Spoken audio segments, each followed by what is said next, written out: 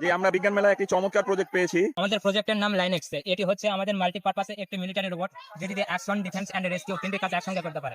এখানে আমরা সর্বপ্রথম অ্যাকশনের জন্য একটি ফায়ারিং সিস্টেমের ব্যবহার করেছি। পরবর্তীতে এখানে আমাদের সেমি অটো বা ফুল অটো যে রাইফেলগুলো রয়েছে সেগুলো ব্যবহার করা হবে। যদি শত্রুপক্ষ আমাদের উপর আক্রমণ করার চেষ্টা করে সেক্ষেত্রে আমরা তাৎক্ষণিক তাদেরকে সেখানে প্রতিহত করার চেষ্টা করব।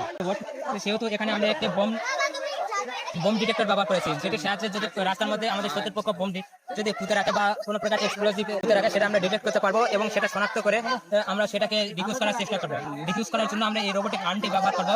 এই রোবোটিক আর্মের মাঝখানে একটি ক্যামেরা ব্যবহার করেছি এই রোবোটিক আর্মটি দ্বারা সঠিকভাবে কোনো বস্তু ধরতে পারতেছে কিনা সেটি দেখার জন্য।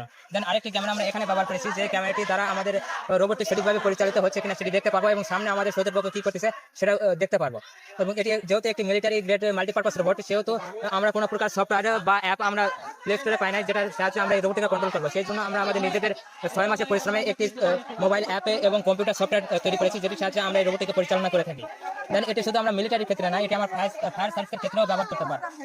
ফায়ার সার্ভিসেরা অনেক সময় দেখা যায় যে অনেক বিপজ্জনক জায়গায় আগুন নেভাতে যায়, যেমন গ্যাস ফিলিং স্টেশন বা আমাদের যে তেলের পাম্পগুলো রয়েছে সেখানে। সেই সকল স্থানে যদি আমাদের এই রোবটকে পাঠাই, জাস্ট আমাদের এই রোবটের যে গান বা ক্যাননটি রয়েছে এটি খুলে রেখে এই পরিবর্তে এখানে আমাদের যে হোস পাইপটি রয়েছে পানি দেওয়ার, সেই হোস পাইপটি লাগাই দিলে আমরা 1 কিলোমিটার দূর থেকে এই রোবটটিকে পরিচালনা করে সেই আগুনগুলোকে নিভাতে সক্ষম হব। ধন্যবাদ আপনাকে, অসংখ্য ধন্যবাদ।